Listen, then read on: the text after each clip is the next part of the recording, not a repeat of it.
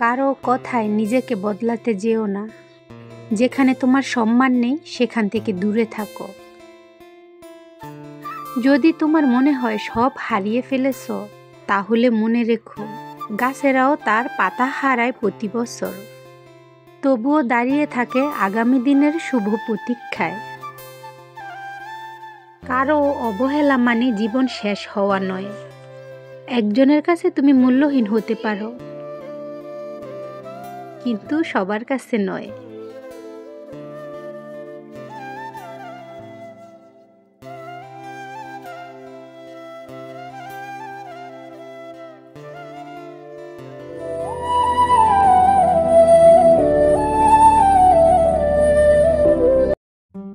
Hello everyone, আসসালামু আলাইকুম। কেমন আছেন সবাই? আশা করি আল্লাহর অশেষ রহমতে ভালোই আছেন। আমরাও সবাই ভালো আছি আলহামদুলিল্লাহ। নতুন একটি দিনে নতুন একটি ব্লগ নিয়ে চলে এলাম আপনাদের মাঝে। আমি মনিকা সোনারগাঁ থেকে বলছি। মনিকা হবিস চ্যানেল থেকে আপনাদেরকে আরও একবার স্বাগত জানাই। আজকে ব্লগটা শুরু করতে যাচ্ছি বিকেল থেকে। বিকেলে একটু ফ্রি সময় কাটাতে খুবই ভালো লাগে। এই তো সকাল থেকে উঠে সারা দিন কাজে কর্মে থাকি। ইচ্ছে করে বিকেল দিকে একটু মনের শান্তিতে হাঁটাহাঁটি করি। তাছাড়াও বাচ্চাদেরকেও সারাদিনে একটু সময় দিতে হয়। তাই এই তো বাচ্চাদের নিয়ে চলে এলাম বিকেলের দিকে একটু হাঁটতে। এটা তেমনটাও দূরে না, এই তো আমার বাসার পাশেই।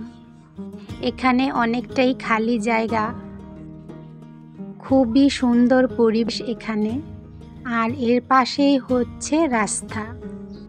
তো অনেকটা পানি শুকনোর কারণে এই তো আমাদের বিল এটাও শুকিয়ে গেছে। এখানে দেখা যাচ্ছে লাগানো হয়েছে বীজ।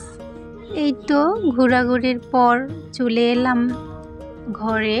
তো যে কাজগুলো ছিল সন্ধ্যার আগে সব করে নিলাম। এদিকে চলে এসেছে আবিরের বাবা। এখানে ছেলেদের জন্য এনেছে মধু, আর আজ ছোট ছেলের জন্য নিয়ে এসেছে কিছুটা খাবার। আমরা এখানে সবাই রাতের খাবার খেয়ে নিয়েছি। এই তো সবাইকে ঘুম পাড়িয়ে দিয়ে আমি রাতে যে কাজগুলো সব করে নেই, ঘরের কাজ বাজ সব শেষ করে আমি গ্যাসের চুলার উপরে একটি কাপড় দিয়ে ঢেকে দিই। এতে করে আমার গ্যাসের চুলাটা আর ময়লা হয় না। দেখা যায় কি রাতের দিকে যদি আমি কিছুটা কাজ সেরে নিই, তাহলে সকালে আর আমার এত ঝামেলা হয় না। এটা হচ্ছে আজকে সকালের ভিডিও, মানে শুক্রবার সকাল। আবির আর তার বাবা চলে এলো নামাজ পড়ে। তো সবার জন্যই একটু করে নিলাম চা, আর তার সাথে হচ্ছে মুড়ি মাখা। আবিরের বাবা সাধারণত কাঁচা পেঁয়াজ খায় না, তাই এতে কোনো প্রকার কাঁচা পেঁয়াজ ধনেপাতা এগুলো দিলাম না। এখানে শুধু মুড়ির সাথে চানাচুর এবং সরিষার তেল অ্যাড করেছি। এতেই মেখে নিয়েছি মুড়িগুলো।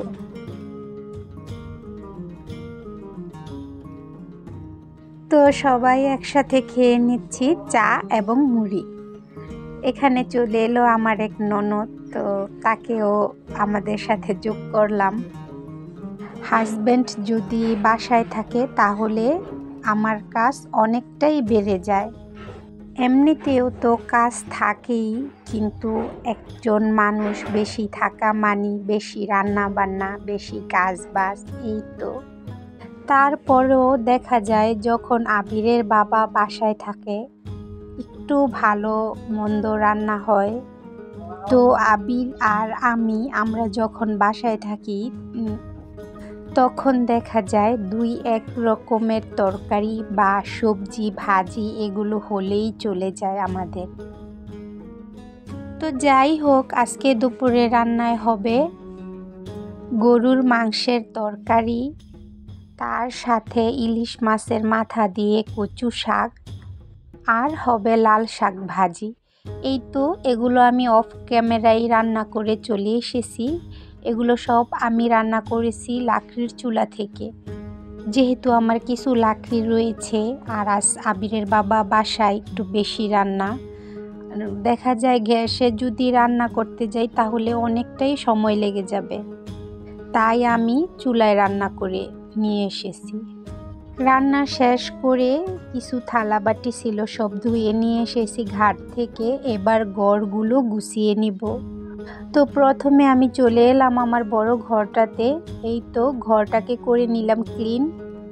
আবিরের বাবা বাসায় থাকলে সাধারণত আমি রান্নার পরই ঘর গুছিয়ে থাকি, কেননা আমি যদি রান্নার আগে ঘরগুলো গুছাই তাহলে দেখা যায় কি সবাই আবার আমার ঘরটাকে নোংরা করে ফেলে।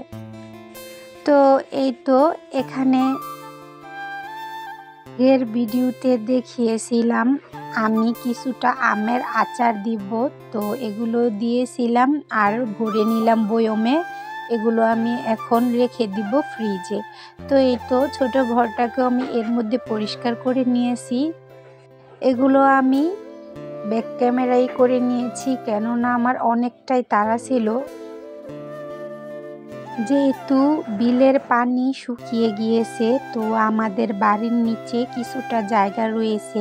এই তো এখানে আবিরের বাবা পরিষ্কার করে দিয়েছে। এগুলোতে লাগানো হবে বিভিন্ন ধরনের সবজি বীজ। তো আমার বাসায় কাজ করতে অনেকটাই লেট হয়ে গেছে, তো চলে এলাম, দেখলাম প্রায় অনেকটা কাজই সেরে ফেলেছে আবিরের বাবা।